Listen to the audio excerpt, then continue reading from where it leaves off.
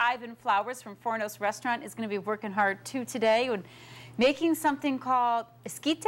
A roasted corn esquite. Esquite is? Well, basically when you do the corn on the cob and you roast it, yes. It's called an elote and it's served on the cob. When you take it off the cob, then it's an esquite. Oh, and we're going to show you how to do it with the secret for great flavor, a lot of fiber, and really low fat.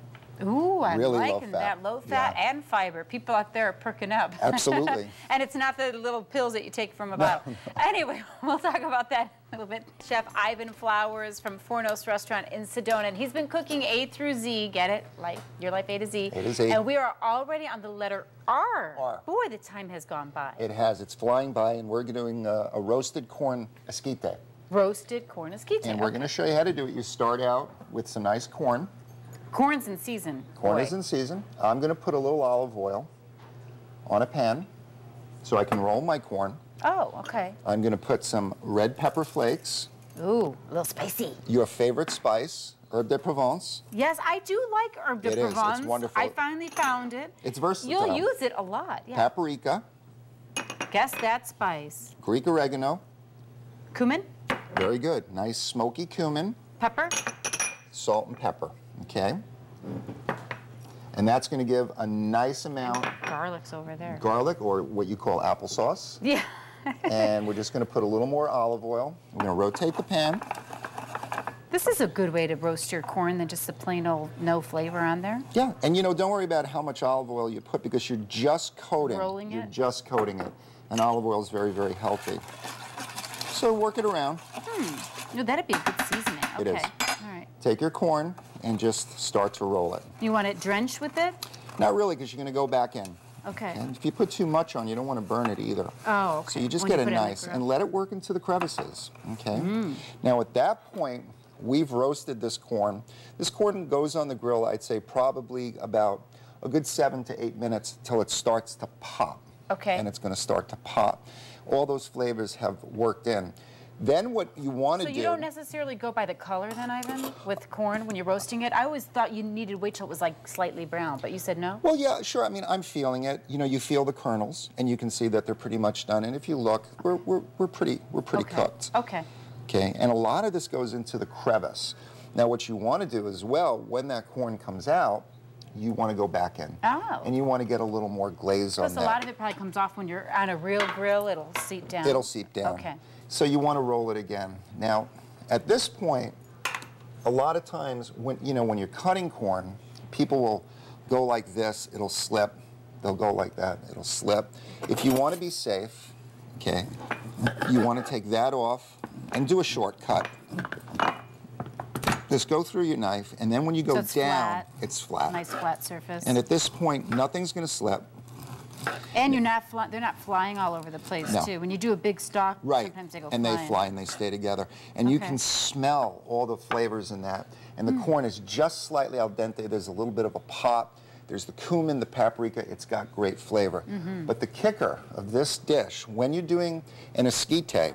Is this a side dish or a dip or a... I do it as a side dish. This is going on the new menu. I do French anglais or French hanger steak with the roasted corn esquite for the spring. Okay.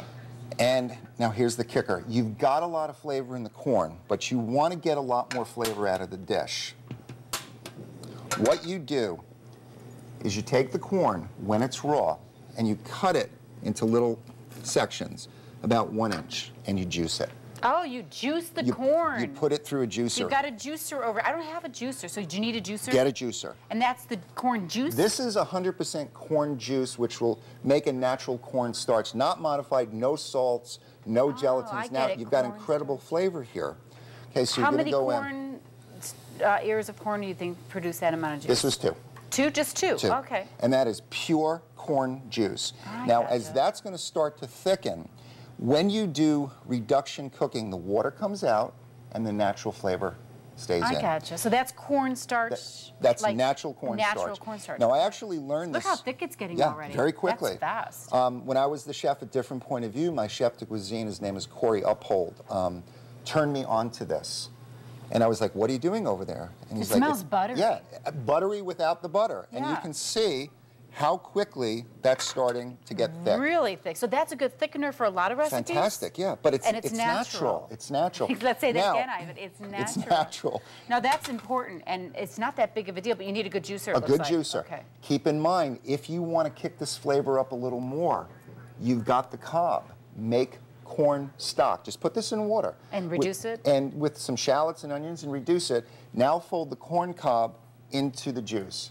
Now when you go to eat the dish, all of a sudden it's like, my God, the taste of corn. And that's why restaurants, you go there and it's like, why is this so good when I make it at home? Because these are the little secrets that you don't know about. Yeah. You take these and you take that juice from the water from that, what do you call it, stock, and you add it in. And that nothing goes to waste. Okay, so this is the only interesting. amount of fat that goes into this, okay? I'm just going to put a little garlic puree in. So far there's no fat. That's just corn and juice. it's going to cook up. Ooh, I'm going to lower the heat nice down. and thick. And look at the pretty color, too. And the smell now is here comes a little bit. Now, that's okay, a little bit of butter is fine. You don't need the butter. Okay. But one pat of butter is not going to, like, take the world off its axis. You know? It's okay. So at this point, it almost looks like a tapioca. It almost looks like vanilla pudding. So you've got all those flavors working in here. When we finish, we're going to show how we take this corn off, which we did. We're going to fold it in. We're going to finish with avocado, a little bit of goat cheese, cilantro, lemon, and lime. And you've got a roasted esquite that is full of flavor, full of fiber, very low in fat. Okay, so this corn's going to go in there now. We're going to fold that corn in. Okay. Anytime you're dealing with olive oils and avocado, like Dr. Oz would say, it's the best diet on the planet. Olive oil and Olive oil and avocados. It's amazing what it does for your system. Huh, all right. That's very interesting. And this is a unique dish for our esquite. And Chef Ivan will be back because we have to figure out how to make the rest of this. I need step 3 and 4 to finish this up. So I can't just have step 1 and 2. No, we're going to finish But if you want the whole recipe, you can find it on our website at azfamily.com/yourlife. That looks really good.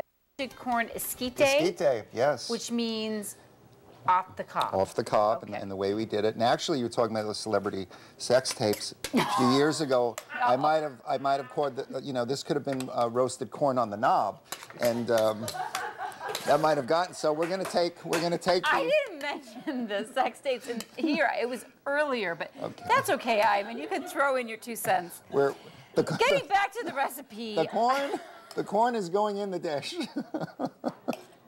So we got all that beautiful corn. And you know how we cooked it. I mean, a lot of flavor there. Yes, you use the corn juice. The corn juice. He juiced the corn, and that's what thickened it. Okay. And we're going to go in with a little bit of lemon on top, and that's going to bring out that smoky flavor. Wow. We're going to go in with a little bit of lime. Okay. Yeah. And this is a side dish? I do it as a side dish. I did it in the restaurant with lobster fra diavolo on Saturday on top on a tasting menu. We're going to go in with a little bit of cilantro. And then we're going to finish with a little bit of goat cheese. Oh. Now, I wanted to show you the last time with an avocado when you went like that. Yeah. Well, you kind of go like that, and then you turn it, and you shake it, and it'll come out. Okay, Ivan, I'm not that gullible. In all little pieces.